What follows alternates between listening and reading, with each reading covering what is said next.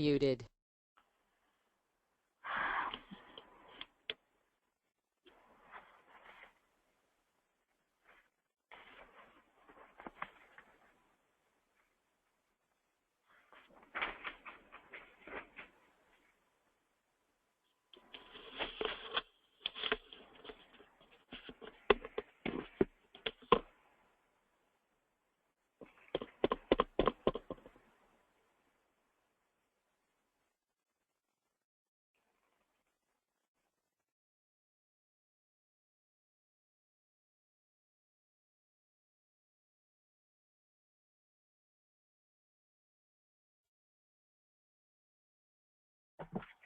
All right, hello everyone. Welcome to the webinar, New Laws and Standards to Pump Up PE in Illinois.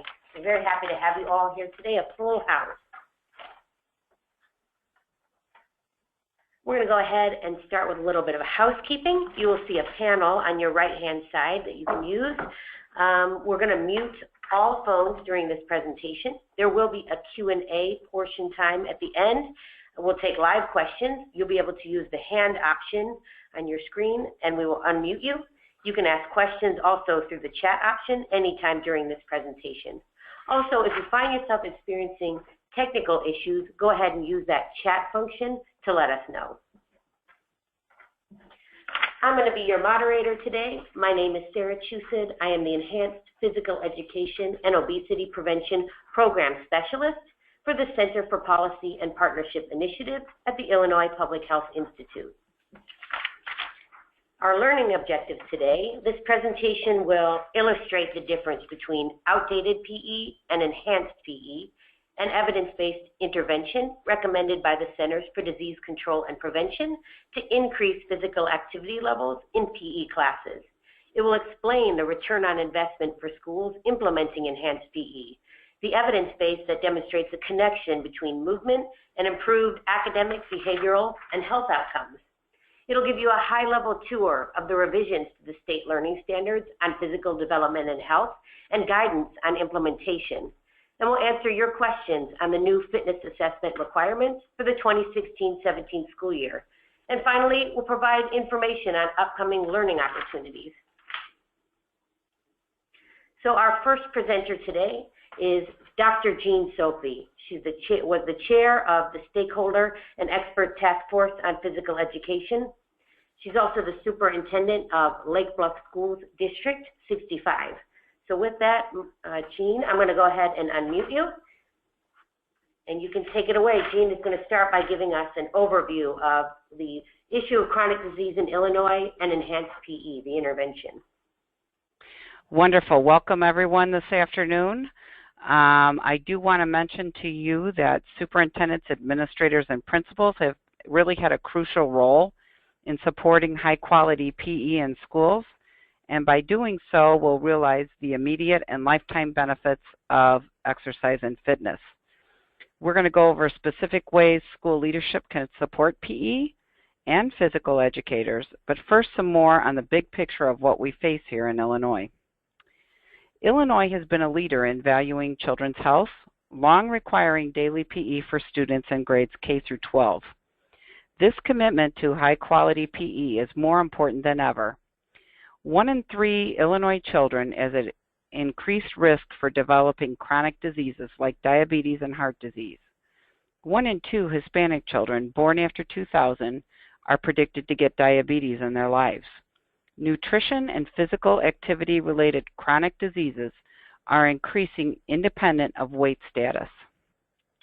Studies also show that regular physical activity can reduce the risk of chronic diseases like type 2 diabetes, heart disease, and some cancers.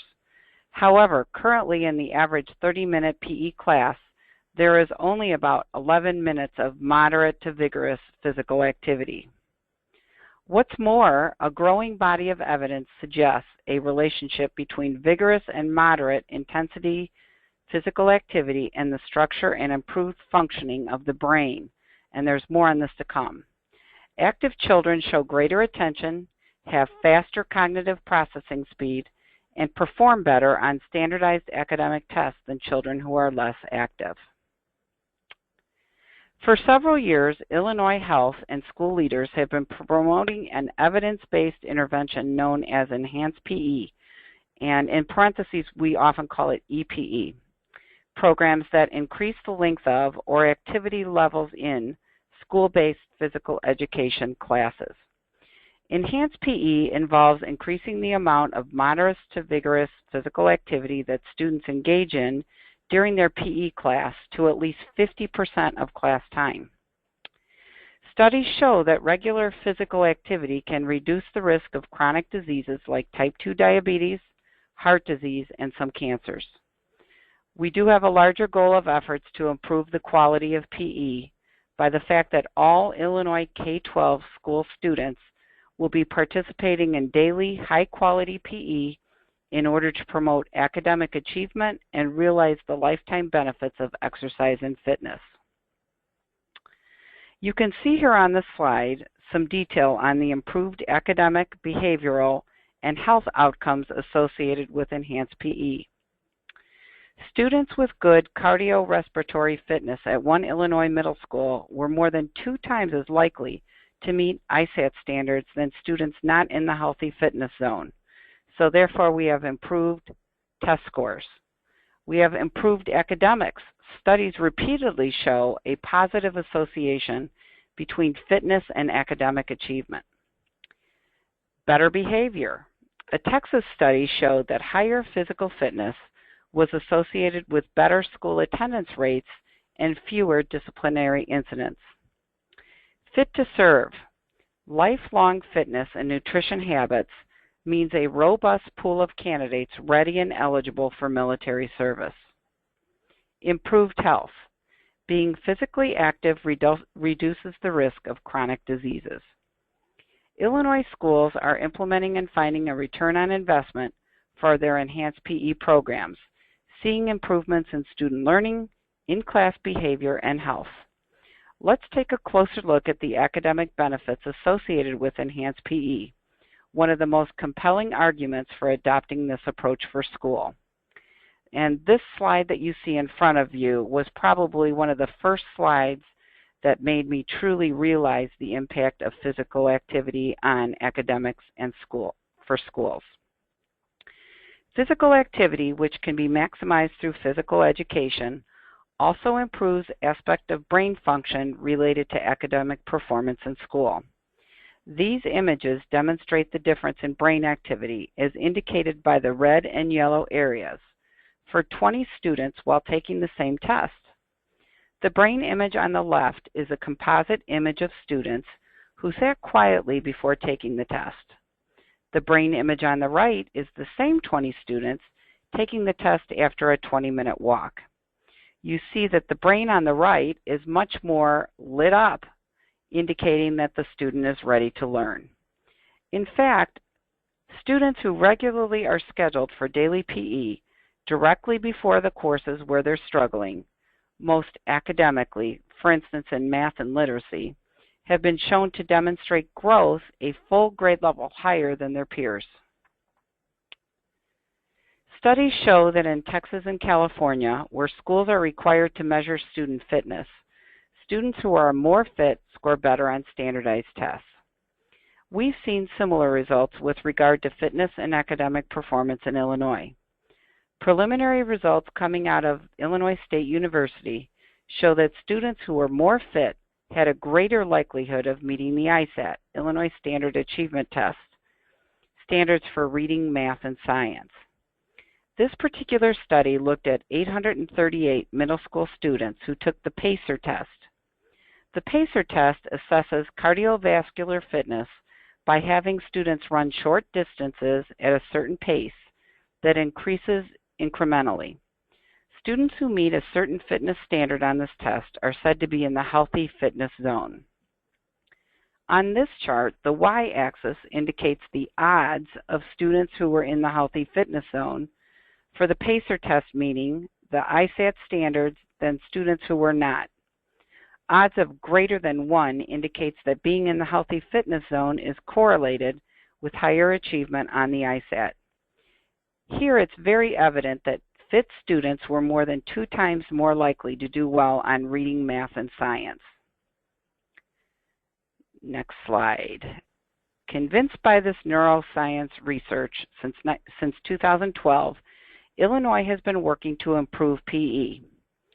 This multi-year sequential effort has included shifting to an enhanced PE approach, which has included to increase moderate to vigorous activity, extending highly qualified status to physical educators, revising the state learning standards to incorporate the latest research and best practices for achieving optimal student health and academic achievement, and new law requiring fitness testing to help students achieve and maintain a health-enhancing level of physical fitness based upon continual self-assessment.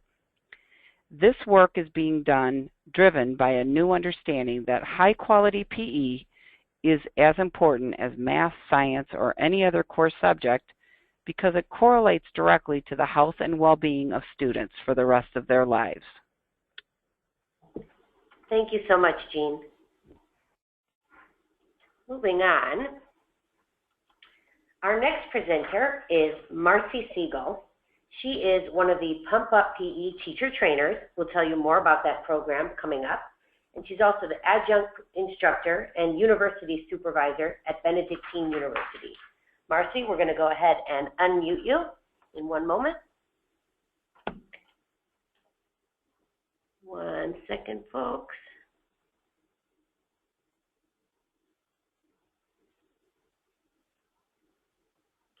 All right, Marcy, try speaking. Hello, everybody. Welcome from me to you on this webinar. Thank you. Great. And Marcy is going to tell us more about the difference between what we're now calling outdated PE and an enhanced PE program. So Marcy, take it away.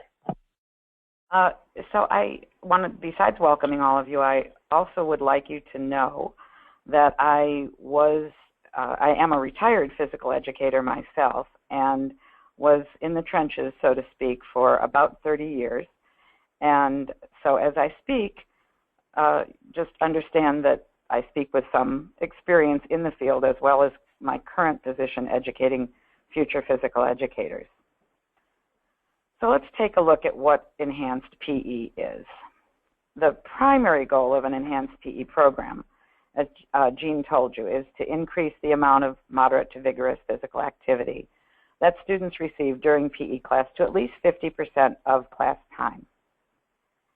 However, other key features of a high-quality enhanced physical education program are, number one, a standards-based instruction, which will lead to learning happening in your classroom, that it follows appropriate instruction practices, and that your instruction is developmentally appropriate to the student's physical, cognitive, and social needs of the children, and that it provides skill development opportunities since they provide a major avenue for promoting physical activity over a lifetime.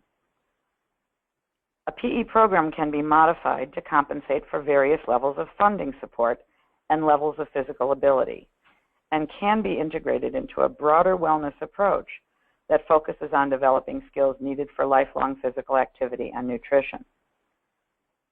So what does enhanced PE look like, and how is it different from what we're now calling outdated PE programs? Let's take a look. New slide, please. The first part we're going to look at is curriculum. And you can see by the slide that an outdated PE program is solely based on the skills and rules to play team games such as basketball, football, soccer, and baseball. In an enhanced PE program, we want to have an emphasis on physical competence and the cognitive understanding about physical activity, so students can be active for a lifetime. And the activities that you use, in addition to some team sports activities, are fitness activities, outdoor ed, individual lifetime activities, dance, and integrated lessons. In terms of the emphasis on fitness, in an outdated PE program,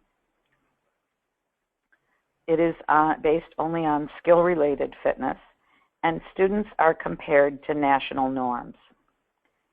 In enhanced physical education, the emphasis is on health-related fitness components, and students are engaged in self-testing, applying the principles of fitness, designing an individual program based on personal goals, and students learn to understand that they own their own fitness, and they learn to maintain and improve it to optimize their own health and well-being. Students also learn to understand how their level of fitness affects their health and their cognitive function. So for all levels, in an outdated PE approach, teachers used the presidential fitness tests, which are considered outdated now. They only measured how students performed certain activities compared to their peers nationwide and reported little about the students' actual health.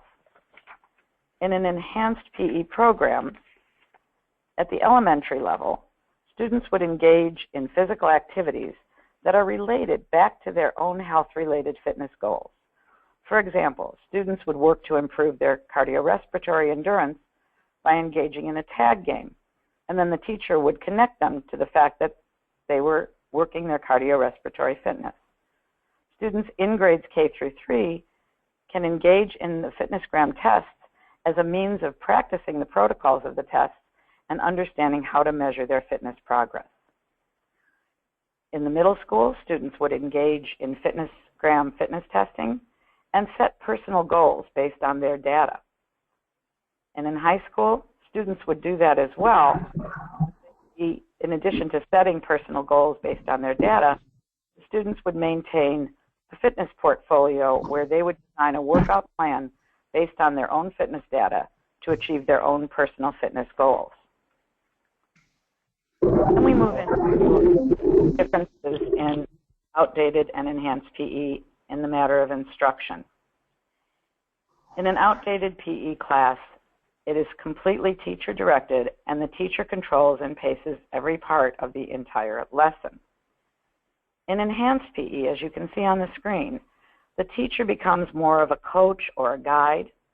The teacher uses instructional activities that allow students to progress at an individual pace and to self-assess.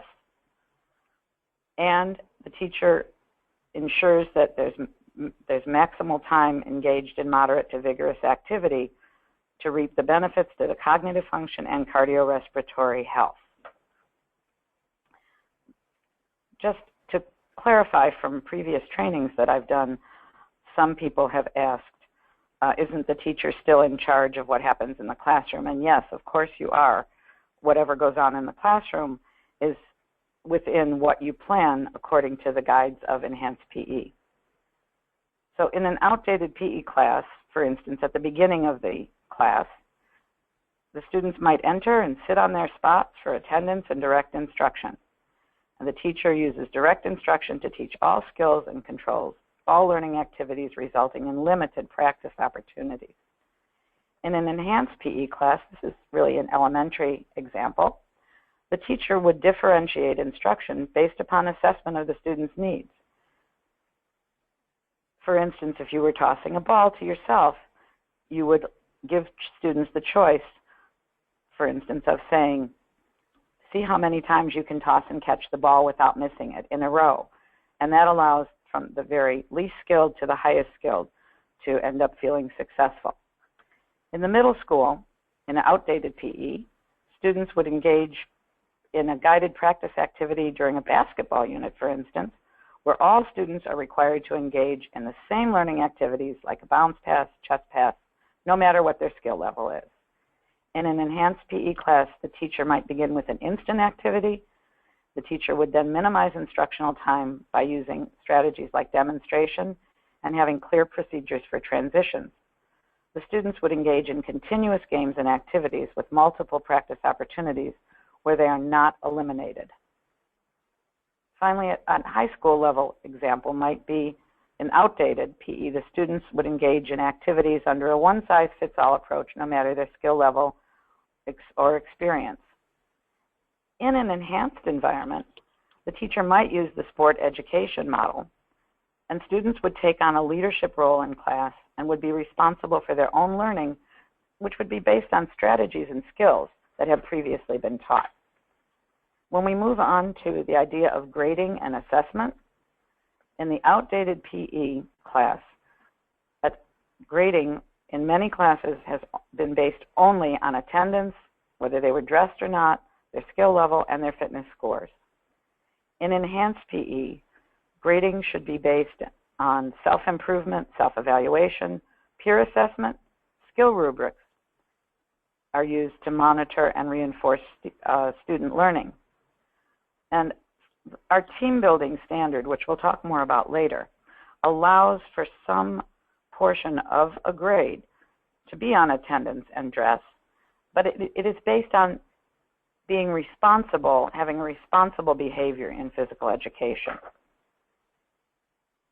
In old-fashioned or outdated PE, all students received an A just because they tried or showed up. In enhanced PE, students are assessed based on continual improvement related to the learning objectives. In a middle school setting, in the outdated PE, the athletic and naturally talented students seem to always receive the best grades based on teacher observation. In enhanced PE, students are assessed by rubrics that are clearly communicated to the students by the teacher. And in a high school specific example, in outdated PE, the only grading criteria has been based on whether they were dressed out for class or not. In enhanced PE, the grade should reflect an actual assessment based on progress made toward meeting the learning goals. Next slide, please. All right, so next we're going to go over, and I want to point out two things. In the materials panel on your sidebar, there's the enhanced PE fact sheet, which really contains some of that great messaging that Dr. Sophie was talking about the benefits that come with enhanced PE programs. And we also gave you a chart, the outdated PE versus enhanced PE comparison chart that really sums up in one page the examples Marcy was talking over. So now we're going to go over into our next section.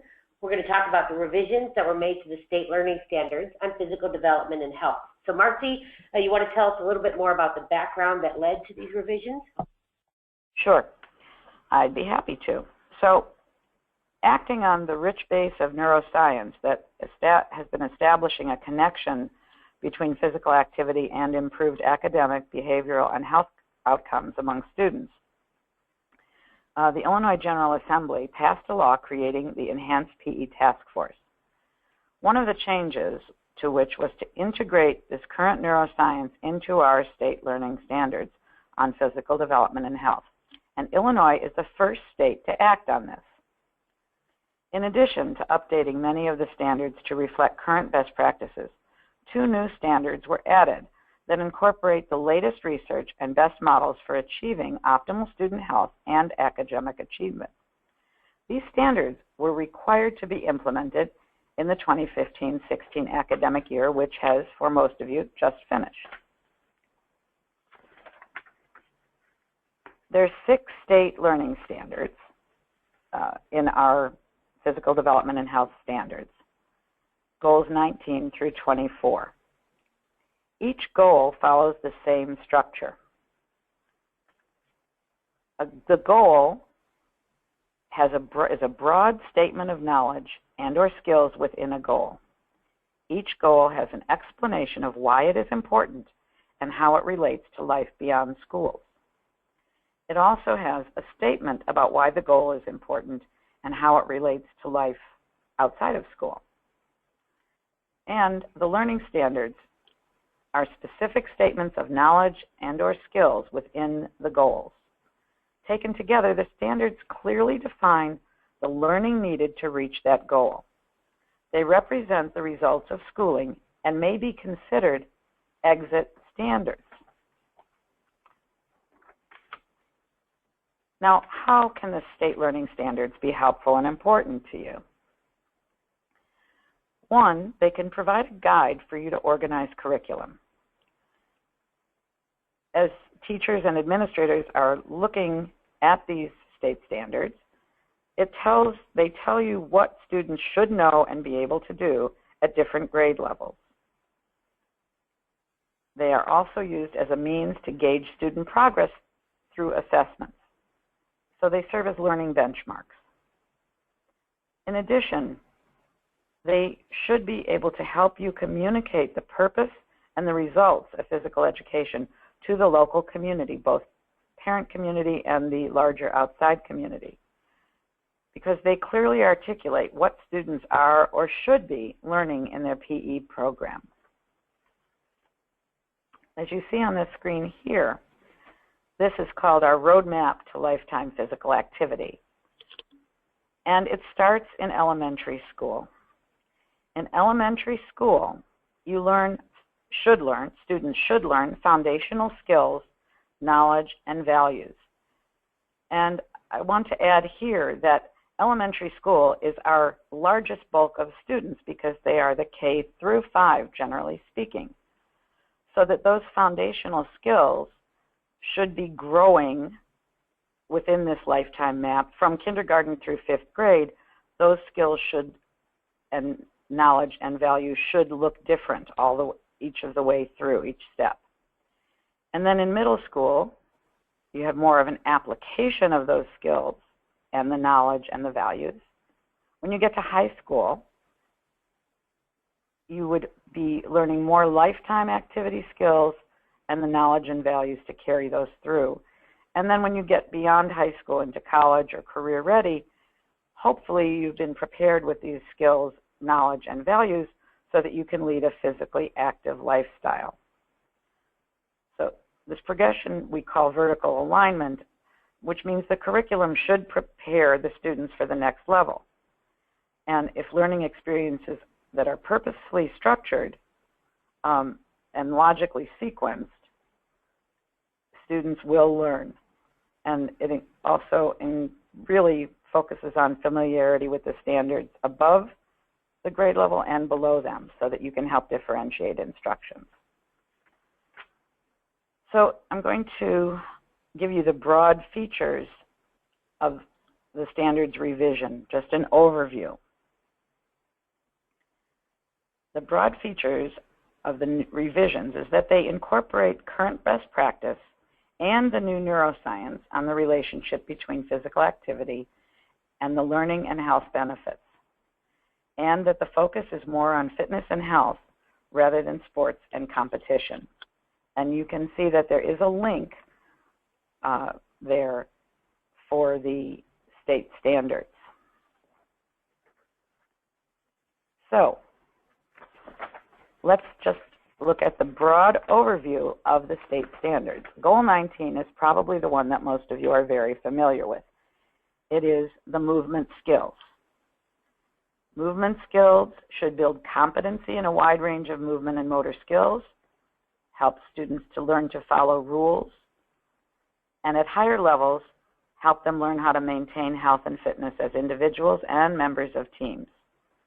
The revisions that were added to the revised state standards were adding participating daily in MVPA, added the effect of movement on the brain, and added the social and emotional learning standard, which talks about self-officiating, but they really goes well with other parts of what you teach. Goal 20 is the physical fitness goal. Students have, it's important that they learn to use the FIT acronym, frequency, intensity, time, and type. Those are training principles to achieve personal fitness goals. And that students learn to understand and apply the concepts of health-related and skill-related components of fitness to develop a lifelong understanding and good habits for overall health and fitness. The skill-related components of fitness is in there. It was just health-related prior to this. And it added relationship to fitness and academic performance in the new revisions. So that's clearly in the standards and needs to be taught. State Goal 21, the teamwork standard, helps teach our students to use teamwork and cooperative skills to work effectively with others, to set individual group goals, to solve problems, and to enhance the quality of interpersonal relationships. The social and emotional learning standards on personal responsibility were added into this standard as part of the revision, and the socio-emotional learning standards were, include working cooperatively. So this is where I feel you can help students understand that it's their responsibility to attend and to come dressed for class properly. State Goal 22, which is health promotion, prevention, and treatment of injury and illness, should teach students how to accept responsibility and the consequences for personal decisions and behaviors through the mastery of knowledge, skills, and the behaviors essential to healthy living. We added, or these revisions added, a new learning standard under this state goal, 22D, which is about learning how to advocate for individual, family, and community health. State Goal 23 is about our body systems. Students should learn to understand human anatomy and physiology, nutrition, the stages of growth and development, avoidance of harmful actions, and the characteristics of good health habits. Here, as you can see in bold, another standard was added, 23D, which is about the structures and functions of the brain and how they are affected by physical activity and fitness. State Goal 24, on communication and decision-making, students should learn to communicate their health needs and to take responsibility for their health. And then consideration for others becomes part of health promotion. So what was added were connections in the standards to social and emotional learning standards so that students do really learn to understand these things and become healthier human beings. Just a little bit more about State Standard 23D, communicating the why about the brain and body connection. This standard is important in that it helps students understanding why physical activity is so important, not just to their health, but to their brain function, learning, and behavior. It's crucial that students understand the brain-body connection because, one, it will help them understand why physical activity is beneficial to their immediate academic outcomes. It will help them understand the importance of fitness to their lifelong health and may motivate them to move more. It will also help them understand human anatomy, physiology, nutrition, the stages of growth and development, and the characteristics of good health habits to achieve a healthful individual development. Understanding this brain-body connection will help them own their own fitness. This is the goal of this standard.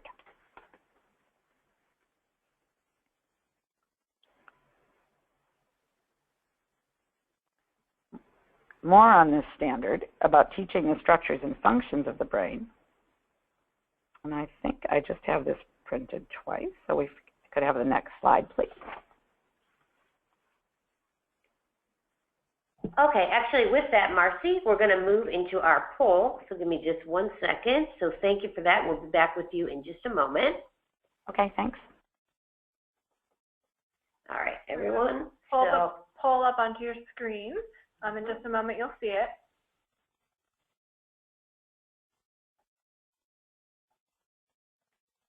All right, so you should see it there in front of you. And our question to you is, does your district use a standard-based curriculum for PE? So if you can go ahead and enter in. I see we have the answers are yes, no, or in development. We have 63% weighing in, so we're going to close the poll. Oh, we have, I'm sorry, 60% have voted. We'll hear from just a few more of you. I want to go ahead and let you know where you are with that. 65% would like to get up to 70, and then we'll go ahead and see the results. All right, I'm going to go ahead and close the poll. We're going to show you what everyone said. So if you see there in front of you, 55% are using a standards-based curriculum. That's great. 13% said no, and 32% in development. So thank you for that. Moving on. So action steps, no matter where you are in the process. who wanted to share some action steps on curriculum development. Here are a few ways that school leadership can support moving toward implementing the revised state learning standards on PE and health. So make sure educators know about the revisions. Send them to pump up PE training. More on that to come in a minute. Encourage them to post the state learning standards in gyms. Everyone's aware of it. Students are aware of it. That's part of the point. Adopt a standards-based PE curriculum. Give physical educators time to work together to incorporate the revised state learning standards into curricula, and hold physical educators to the same standards as other teachers. So with that, Marcy, I'm going to go ahead and bring you back and unmute you once again.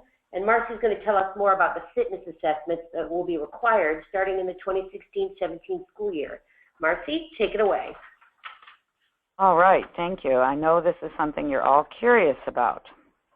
So following the recommendations of the Enhanced PE Task Force, the legislature passed a new law requiring fitness assessments to help measure the impact of State Goal 20 in the learning standards for physical development and health. The law requires scientifically based health-related fitness assessments be given to Illinois students every year for grades 3 through 12, except for aerobic capacity, which is grades 4 through 12, and that is based on the scientific information that it's hard to measure the aerobic capacity of someone under the age of 10. So how will fitness assessments help? Well, for students, it will teach them how to assess their own fitness levels. It will help them to set goals for improvement with the guidance of the teacher. It will allow them to monitor their progress in reaching their own goals. For the teachers of physical education, the focus is on developing physically literate students with the skills for lifelong fitness and health through the implementation of health-related physical fitness assessment for your students grades 3 through 12. The assessments reinforce the state goals to teach students the impact of physical activity on brain function. They will help physical educators meet State Goal 20, which is for students to achieve and maintain a health-enhancing level of physical fitness based upon continual self-assessment.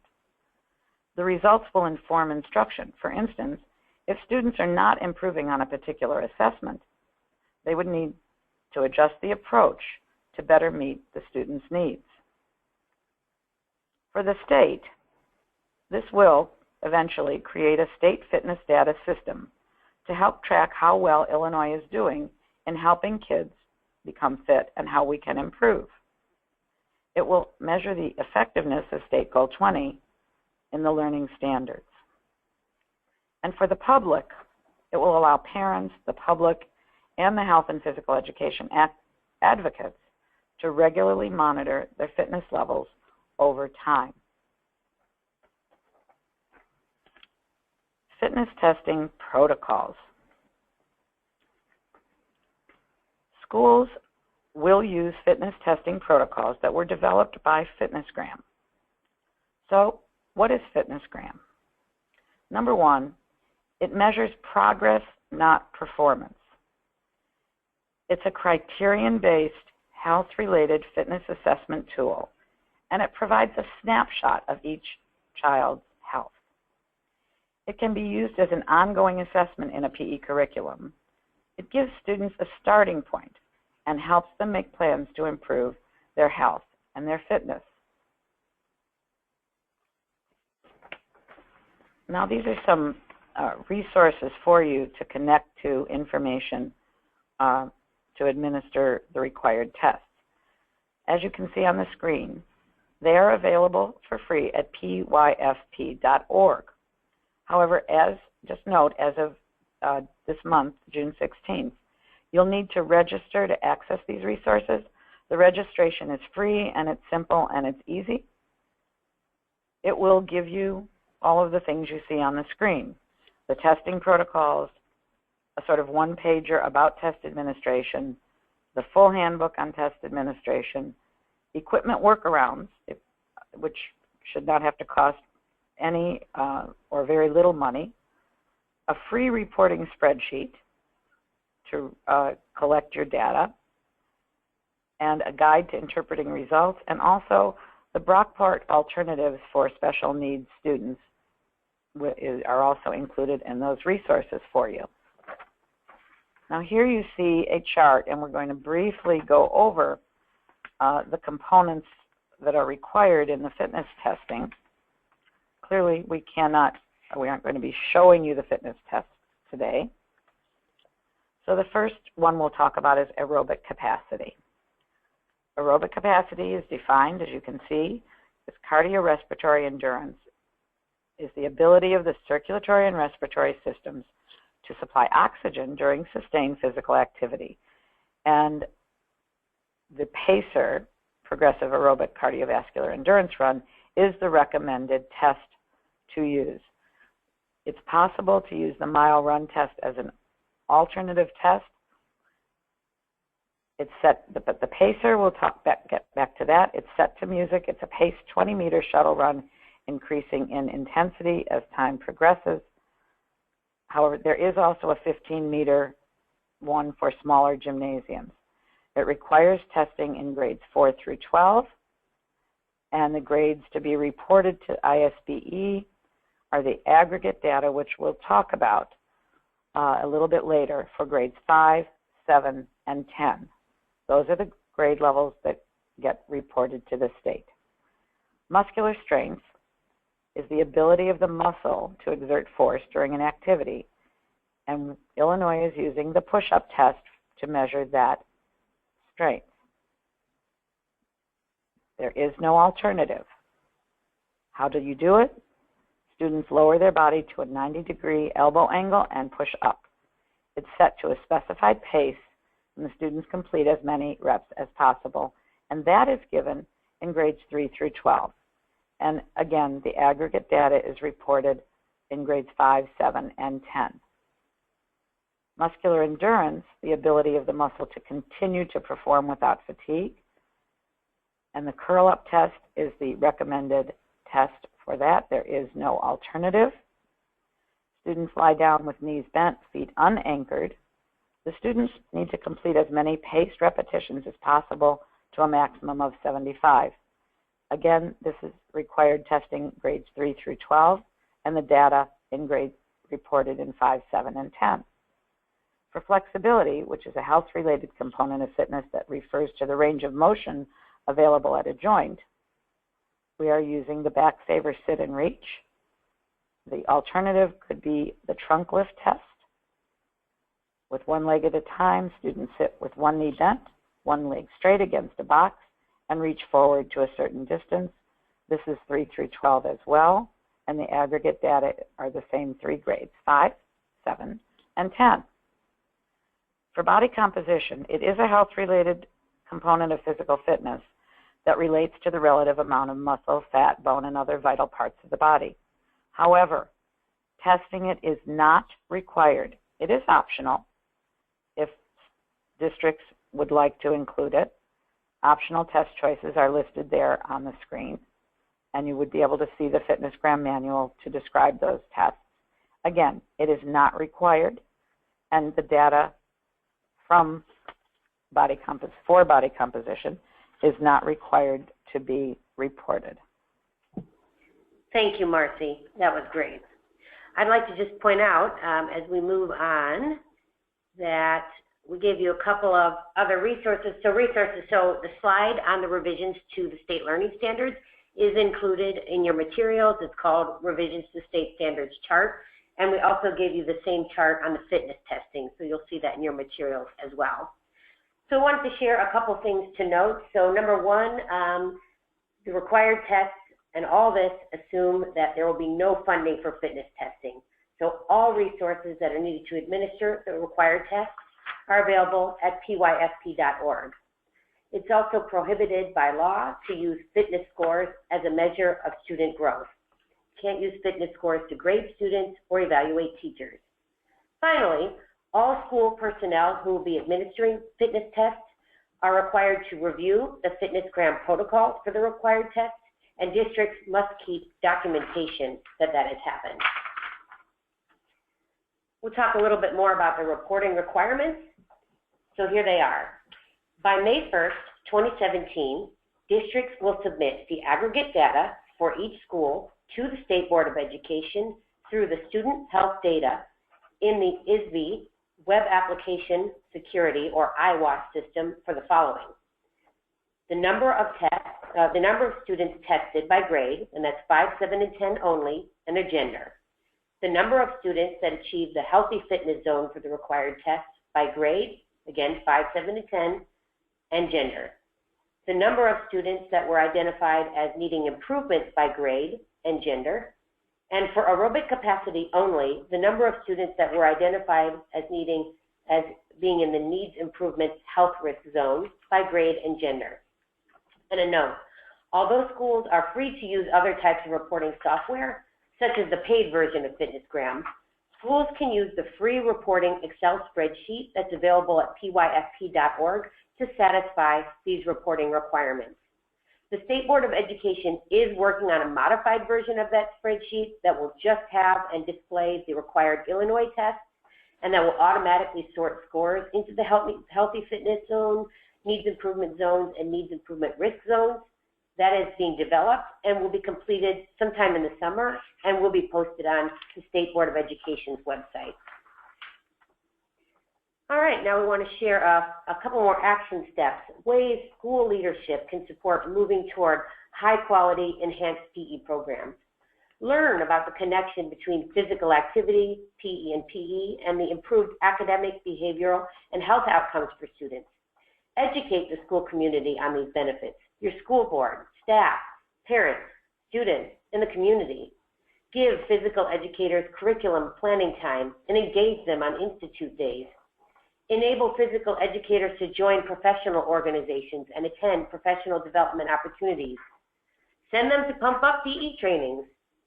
So you can see in front of you a little more on the Pump Up PE training. Pump Up PE promotes health, learning, and lifelong fitness, a training for physical educators. Physical educators who attend this day-long training will leave with practical, immediately applicable strategies and tools and resources to increase moderate to vigorous physical activity levels in classes using modified games and classroom management procedures. Use backwards design to align curriculum to the revised state learning standards on physical development and health. How to administer the fitness tests that will be required in Illinois starting in 2016-17. Understanding what to do with fitness data, the keys to meaningful implementation. How to teach the brain-body connection, get students to own their fitness. How to champion PE and wellness efforts in their schools, districts, and communities.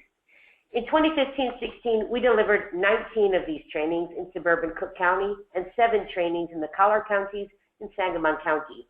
Over 400 physical educators have gone through this program. And we will be offering more trainings in the 2016-17 school year. So you can see the link on your screen. Sign up for updates about the training schedule at iphi.online.org/pumpuppe with underscores in between that. And you see that link right there on your screen. Oh, and we do have an upcoming training. And if you sign up for updates, you'll get information about it. It's on July 12th in Bloomington, Illinois. It is connected to the Illinois State University's PE Tech Camp. Again, that's on July 12th.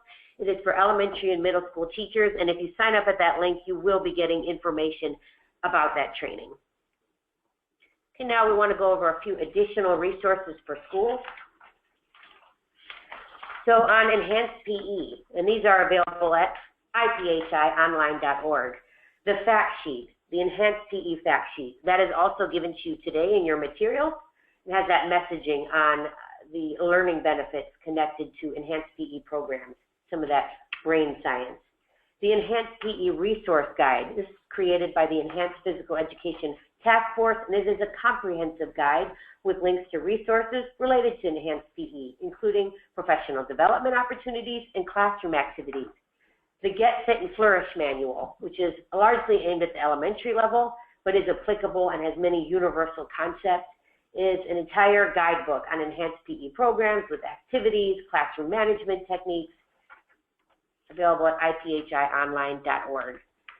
Now to talk through some resources on the revised state learning standards.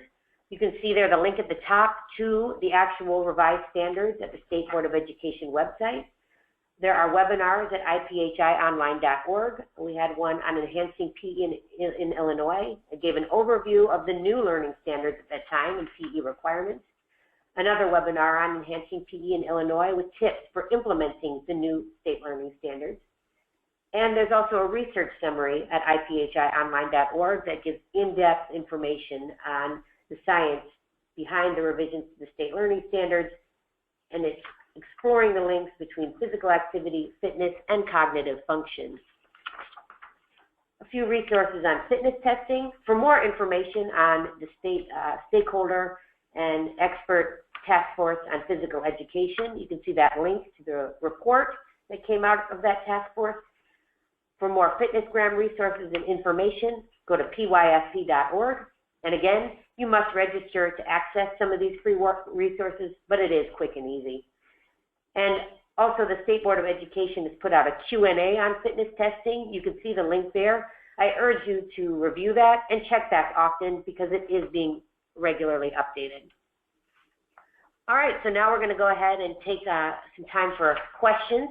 If you want to go ahead and either chat your questions into the chat box or use the raise hand function on your side panel, we will open it up. I believe Marcy had stayed around too, and so we will field your questions. Go ahead and put them in now. And this is Jana, also from the Illinois Public Health Institute. I will help with this section. We've already had several questions come in. So Marcy, I'll go ahead and let you take the first stab at answering this, and then I'm also happy to answer questions as I help to staff from the task force discussions as well. So the first question is, on the push-up test, does it matter if the elbows are by your side or out to the side when bent at the 90 degrees? This is not clear in the test information. It's been debated what is correct in our department or if it matters. Marcy, can you answer that? Hold on, Marcy. Let me unmute you. One moment. 1 second.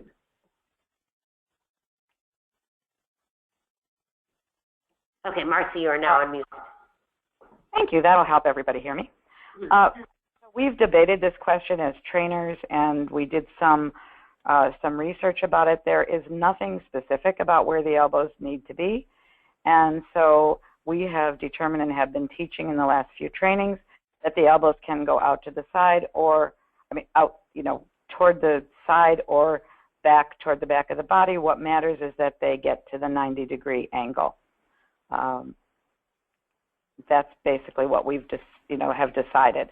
It's the 90-degree angle, and then pushing up from that with the clear body shape that really is important in this to measure the strength. Great, thank you.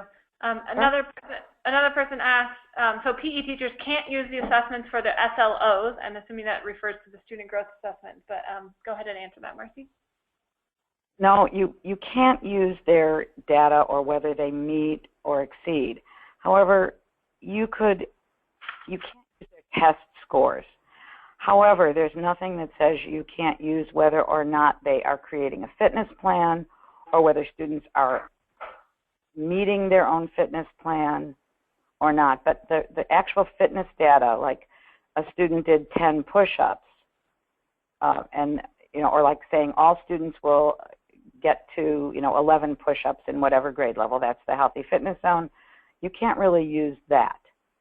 But you can say that students, you could do something about the understanding of this. You could see, do students understand which area of fitness, or by the end of the year, my students will understand which area of fitness each of the tests relates to, and you would see if they understand that. So you can't use the actual data, but there's other ways to determine if some of these fitness concepts are learned.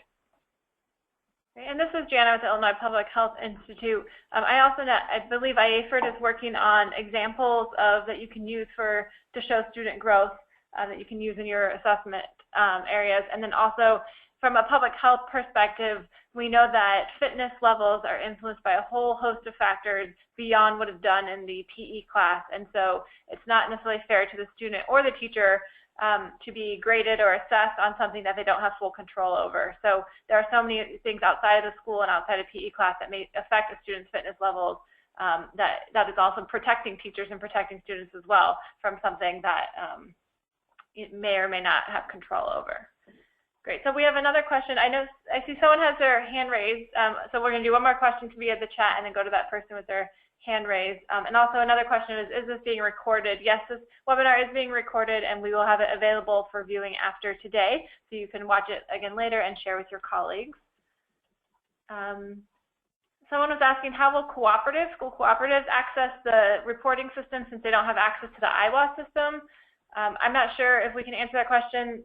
Marcy, I don't know if you have any information. That may be a question for the State Board of Education directly. I don't know a thing about that at all. I see another one here on the chat as well. Could I address that for a moment? Sure. It says, why are other content area teachers required to use measures of student growth aligned with their content area, yet PE teachers may not use the fitness test data to do so? So fitness testing and fitness testing data, as we talked about in the whole curriculum area, is only one aspect of what is taught and should be learned in physical education. There are many other parts and content areas within physical education that are very valid to measure and use as the student growth assessment area. And we don't have time on this webinar for me to give several examples, but there are many things that students should be growing in, not just their fitness. Great, thank you. So hopefully that helps. Great. So we're going to, Karen Skender, it looks like you have your hand up. We're going to go ahead and unmute you if you want to talk. I think you're unmuted now if you have a question. Karen?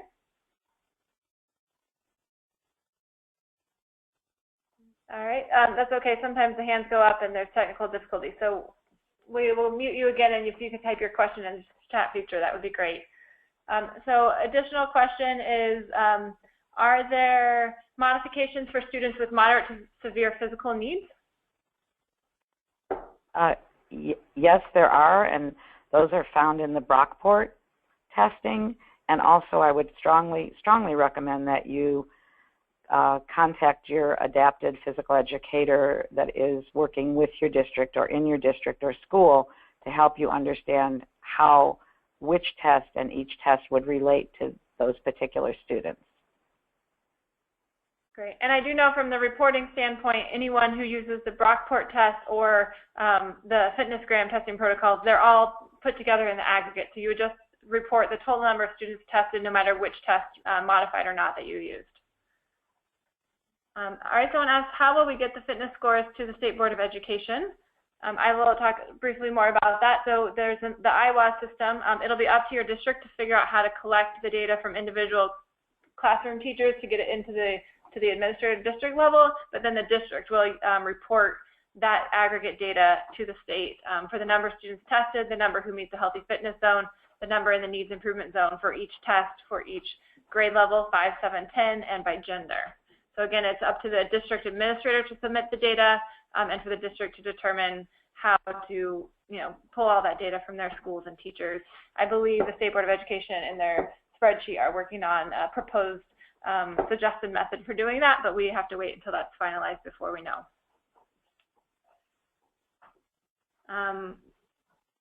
Will a copy of this PowerPoint be available anywhere? Yes.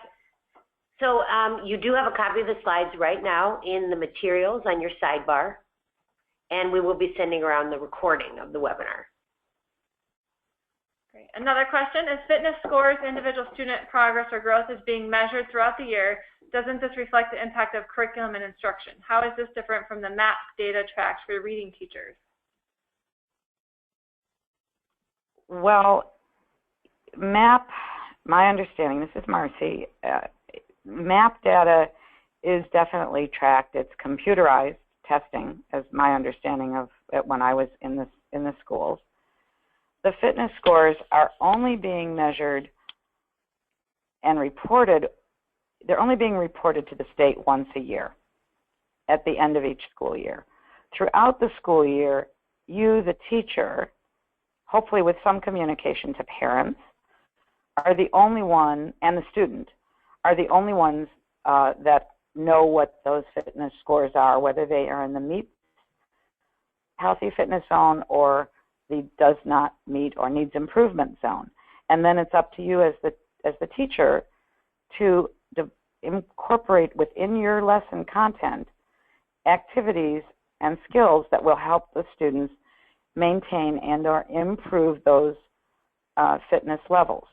But it certainly does reflect the impact of curriculum, but I think more so it shows whether you as the teacher are able to adapt what you're teaching and how you're teaching it to help the students improve their fitness. I hope that answers the question. And also, I will say there were some studies out recently that showed that some students, from a biological perspective, no matter how much they do, will not be able to improve up to a certain level their fitness beyond a certain point. And so I don't know how that compares to the reading, but I know for fitness, for a small group of students, they are not able to improve fitness no matter what they do after they reach a certain point. So, and in particular, flexibility is one of those areas that's very difficult to improve by very much during the year. Yeah, that's one of. Oh, go ahead. I'm sorry. I'm sorry. So someone asked they need to complete a standards-based curriculum for their elementary school. Is there a place where they can see a sample of a standards-based curriculum to make sure they're on the right track? Oh, I don't know the answer to that. If there's somewhere that they could actually see a standards-based curriculum. We can ask some of our other partners. I'm sure there's something, perhaps through IAFERT or others, and if we find one, maybe we'll send it out as an attachment to everyone who registered for this webinar. Yeah, I think that's a good idea. How do we get to the materials on the sidebar? So on the sidebar, you'll see a couple of different sections. You'll see attendees, chat, and materials. If you can't see it for whatever reason, go up to the top of the bar and say View. And when you click on View, click on, oh, I'm doing it myself, and I'm not finding it, so sorry about this. I can also send the materials out as part of our follow-up, just to make sure, make it nice and easy. All right, we will send them out to you. All right, any other additional questions if you would like to chat or type into the chat feature?